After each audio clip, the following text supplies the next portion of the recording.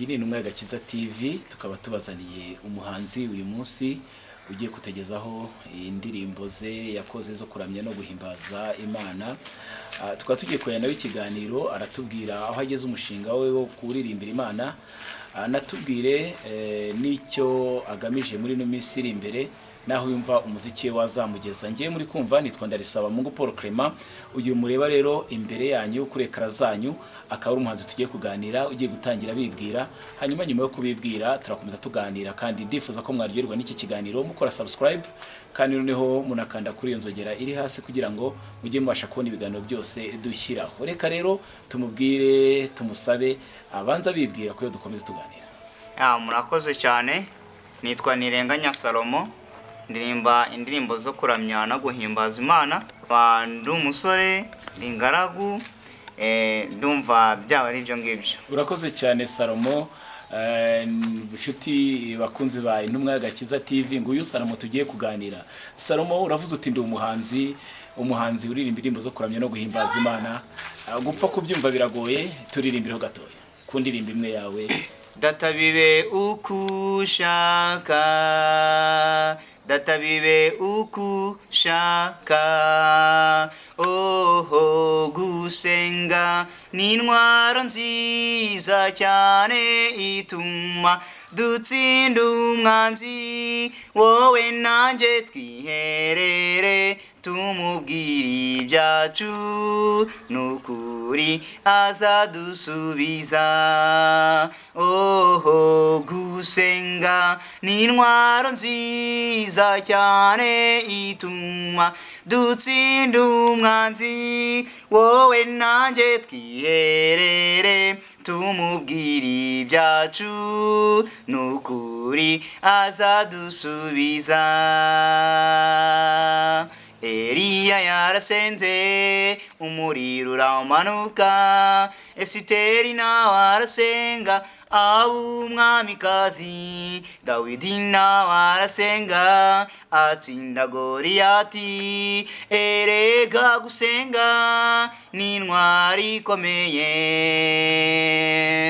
gusenga ni intwaro nziza cyane ituma dutsinda umwanzi. Wowe nanjye twiherere tumubwire ibyacu, nukuri azadusubiza. Salomo, iyo ndirimbo nziza cyane yitwa ngo iki? Iyi ni indirimbo yitwa Gusenga, akaba ariyo ndirimbo nahereyeho bwa mbere muri ndirimbo audio ninjira muri studio bwa mbere. Uravuga ngo gusenga ni intwaro ikomeye, umuntu akibaza se kuki wumvise ukwiye kurimba ko gusenga ari intwaro ikomeye? Waba ufite ubuhamya bugaragaza ko wasenze Imana ikagira icyo ikora? Ubuhamya bwo ndabufite bwinshi cyane. Iyi ndirimbo nyandika nari mfite mama arwaye, ubundi mu rugo kavukire mu karere ka Nyanza mu ntara y'Amajyepfo. Ararwara cyane bigeraho arakira, arangije arambwira ati mfura yanjye Salomo, reka twandike indirimbo yanjye. Ubundi iki gitekerezo cyo kwandika indirimbo yitwa Gusenga nagihawe na mama, kuko yari azi ko mfite impano yo kuririmba. Ndahimba mpimba indirimbo yitwa Gusenga, ariyo yiyi ngiyi. Gusa sinabashije kugira amahirwe yo kugira ngo nyimwumvishe, kuko ikiri muri studio yaje guhita atabaruka. Isohoka nyuma yuko atabarutse. Indirimbo Gusenga nuko igitekerezo cyaje cyo kuyandika no kuyiririmba, nuko nguko byaje. Ni indirimbo ikwibutsa amateka. Urumva indirimbo wahawe igitekerezo n'umubyeyi, ikazajya gusohoka umubyeyi yaratabarutse, urumva ko atari ibintu byoroshye. None Salomo, mama we yakuhaye igitekerezo, ese mu muryango wanyu harimo abandi bahanzi ku buryo wenda twavuga ko kuririmba kwanyu byaba bituruka mu gisekuru? Mu muryango wacu nta abandi bahanzi barimo, ni njyewe ubwanjye niyumvishemo impano yo kuririmba, kuko mu Adventiste murabizi habamo amakorali atandukanye. Natangiye indirimbo muri korali y'abana b'imyaka 4, ndazamuka banshyira mu b'imyaka 10. Ndangije ndavuga ati why not kuki naririmba indirimbo zanjye ku giti cyanjye mu kuramya no guhimbaza ko numva impano nyifitemo. Ndangije ubwo ngubwo nyine ni mama yari ataratabaruka, arambwira ati wakora indirimbo nta kibazo. Numva ndashyigikiwe kuko nari nyimufite. Gusa aho yatabarukiwe nanjye naje gukomerezaho sinacika intege. ubwo ngubwo nuko byaje kuba byagenda. Impano yo ni yanjye yajemo ku giti cyanjye n'abandi bantu twari dufite mu muryango. umuntu ushaka kuri kutubwira ngo ufite impano ariko utubwiye indirimbo imwe gusa, sinzi niba ufite izindi ngo wongere ukoremo imwe uturimbire wowe igitero kimwe gusa n'inyikezo. Mfite indirimbo enye, ubwo ngiye gukurikizaho indirimbo yitwa ni umubyeyi. aho ngaho nyine naririmbaga yuko Imana ari umubyeyi, kuko namariye kubura ababyeyi ntago yatumye mba njyenyine, ahubwo yafatishije abandi babyeyi bo ku ruhande, ariko byose biturutse ku mubyeyi wo mu ijuru ari we Uwiteka. Bakristo bavandimwe bizera mwese muri hano, nimumfashe dushima Imana yo mu ngeri utazimiza. Utayishima yashimane ko ariyo Mana y'ukuri. Utayishima yashimane ko ari umwungeri utazimiza. Utayishima yashimane ko ari umubyeyi wa twese. Utayishima yashimane ko ariyo Mana y'ukuri. Utayishima yashimane ko ari umwungeri utazimiza. Utayishima yashimane ko ari umubyeyi wa twese. Uti utayishima yashima nde ko ari umubyeyi utazimiza, ko ari umubyeyi wa twese. Ngira ngo nshuti bakunzi ba Intumwa y'Agakiza TV, murumva yuko uyu Salomo ari kuturirimbira indirimbo zigera ku mutima zikabasha kugira icyo zikora mu bugingo bwacu. Salomo, izi ndirimbo zawe ubundi watangiye guhimba iya mbere ryari? Igihe ndashaka kumenya nk'umwaka wenda. Umwaka natangiye guhimba kera, ariko ninjira muri studio bwa mbere hari mu mwaka 2017. nibwo nagiye muri studio bwa mbere nkora indirimbo yitwa Gusenga, ngenda nkora n'izindi muraza kumva. Kuri ubu ngeze ku ndirimbo enye. Ugeze ku ndirimbo enye, gwaciye imyaka 3 utangiye ubuhanzi bwawe. Ubuhanzi bwawe urumva ubuzagarukira ngaye? Ubundi turagena Imana nayo ikaba ariyo idusohoreza imigambi, ariko ku giti cyanjye nka Nirenganya Salomo kuri ubu ngubu ndi umuhanzi navuga ko ukizamuka, kuko kwiyemera si ibyanjye, ahubwo dukwiye kwemera Uwiteka. Ubuhanzi bwanjye numva ko ngomba kuburenza ahangaha mu karere ka Musanze, nkaburenza mu gihugu cy'u Rwanda, byibuze nkagera ku rwego rwa East Africa no ku rwego rw'isi muri rusange. Bikunze sinabyanga, ariko nyine naho ngaho mbona intumbero yanjye byibuze igomba kuba yagera.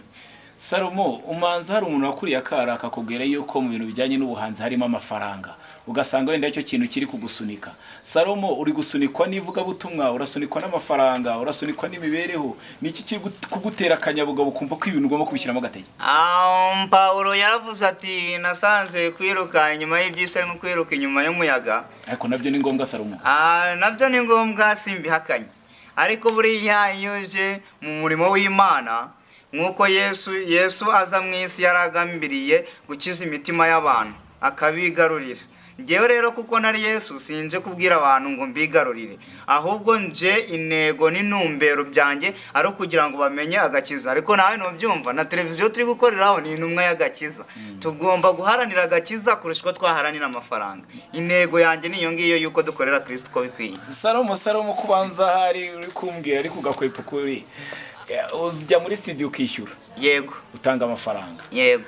Indirimbo ya mbere ukishyura, ya kabiri ukishyura, uracyafite ama audio, ejo cyane no gukora ama video, no kwagura ibikorwa byawe bizagusaba agafaranga. Ahari wenda ntuzakujya gukoresha ibiterane ukaduhamagaza uti ni muze kwinjira ukaduca kashi. Nje nka Nirenganya Salomo nibyo pe, ari mu rwego rw'imiririmbire sindagera aho nifuza, ari no mu rwego rw'ubukungu nyirwo ndavuga ku mufuka sindagera aho nifuza, ariko njyewe n'umutima wanjye wose nsezeraniye abanyumva n'abambona ko nta gitaramo nzigera nkora kandi bitazanahinduka ngo nishyuze amafaranga. kuntera inkunga. Nukenera kuntera inkunga uzaza umbwire uti Salomo ufite indirimbo izi n'izi, nagushimye gutya na gutya, mbona wakosoka gutya gutya, ntera inkunga. Umbwira atakira umuceri ku bushake bwawe, akira udushyimbo ku bushake bwawe, akira 100, uboneho kuza kugura miti y'ibishyimbo cyangwa n'umunyu gutyo ku bushake bwawe. Ariko njye ntabwo nzakoresha igitaramo ndi kuvuga ati muze kwinjira, oya ngo nta mafaranga. Nzabikora, kwinjira ni ubuntu, uhaha ibyishimo n'umunezero, ubundi dukorera umwami Yesu. Ukenera kuntera inkunga abikora bicishije mu bundi buryo. Urakoze cyane Salomo. Umanza abantu bose abakozi b'Imana baramutse bakoze nk'uko nguko uri gukora, ibintu byarushaho kuba byiza. Niba utari kubitubwira ku munwa wenda ejo mu gitondo ugahinduka, ariko Salomo abantu barahinduka. None uri kubivuga ngo ejo ukazahinduka. Ndabyemera, gusa mbisezeraniye abantu. Urakoze cyane rero. Reka tunyarukire ku yindi ndirimbo nayo udushyireho igitero n'inyikirizo imwe, hanyuma dukomeze ikiganiro cyacu. Yego murakoze cyane. Ni indirimbo ya gatatu nagenze hera ku murongo. Ni indirimbo ya gatatu yitwa Kubera Imana. Kuko nyine kuva navuka, kuva mu babyeyi batabaruka kugeza aho ngeze ubu nuko mpagaze, byose ni ukubera Imana. Ariko Salomo utarajya ko ndi muntu kubera Imana, uzi ko ndi kubona wiririmba. Impamvu ngo uririmba nuko iya mbere yitwa gusenga. Yego. Iya kabiri kitwa ni umubyeyi. Iya gatatu yitwa gusenga, kubera Imana. Izi ndimo zose wagenda kuzihimba bitewe n'ubuzima ugezemo. Gusenga wari ugeze mu bihe bikomeye, mama wameze nabi aza no gutabaruka, hanyuma ni umubyeyi uteye mama nyimara kumbura ababyeyi, yambere umubyeyi ndakura, none tugeze no kubera Imana, utibuko bande no kubera Imana. Ndumva wiririmba. Nagaro kwiririmba. Ndabyemera ko nagiye ndirimba ibihengezemo, ariko mwenda mereye ku gusenga. Ni ndirimbo yitwa gusenga. Twese abatuye isi muri rusange ndabyemera ko hari n'abatemera Imana, hari n'abatemera Yesu, ariko abantu benshi muri iyi si turasenga. Ikindi ntabwo dusenga ariko tugeze mu bibazo gusa, kuko ufite agakiza bya nyabyo arasenga, haba mu bihe bibi haba no mu bihe byiza agasenga. Reka tujye kuyikurikiyeho. Yikurikiyeho ni umubyeyi. Urabona muri iyi si harimo abana, harimo imfubyi, harimo abapfakazi, harimo abakene, harimo impunzi, harimo abantu benshi cyane. Abo bose niyo ababyeyi bamaze kugutakaraho, inshuti n'abavandimwe bakakuvaho, narebera nko ku rugero rwayo unahita nduguha. Ababyeyi inshuti zamuvuyeho, umugore aramwihakana, abana n'ubutunzi byose byagiye, ariko yiyambaza Imana arasenga. Niwe mubyeyi yari asigaranye. Rero nabo bose ibyiciro bitandukanye, umubyeyi aba ari Imana. Nabyumvise, twagiye kuyitwa rero kubera Imana rero. Ngaho nyarutsa nabyo tunayo turegana mu kanya. Imana iravuga iti turema umuntu agira ishusho yacu, ase natwe, ajye gutwara ibyo mu isi. Haleluya. Inama nziza yo mu ijuru iraterana muri uwo mwanya. Imana Data ifata ijambo iravuga iti turema umuntu agira ishusho yacu, ajye gutwara ibyo mu isi. Twaremwe kubera Imana, twacunguwe kubera Imana, ubu turiho kubera Imana, ubu tuzataha kubera Imana. Yewe niko. Yego. Sikwari kubera Imana koko. Ni ukubera Imana byose. Nanjye niko ndi kubibona. Ndabona uko biri kose Salomo, ndabona indirimbo zawe ari nziza, uri kuziririmba nta bikoresho, kandi wagiye muri studio. Twizere neza yuko nizo ndirimbo zawe umutima no kuzikora n'amashusho nazo tuzazibona. Tubwira abantu yuko abantu bafite impano nk'iyi ngiyi burya kubafasha uba wifashije, kuko iyo umufashije n'Imana nawe iragufasha muri gahunda zawe za buri munsi. Kubera Imana, kubera iki? Kubera Imana, kubera yuko mu bibazo byose naciyemo, mu bibazo undi muntu wese acamo, mu bibazo umuto, umukuru, umunini, ubyibushye, unanutse, umuzungu, umwirabura, twese duhura n'ibibazo. Ariko nubwo hari abo bihitana, hari n'ababivamo.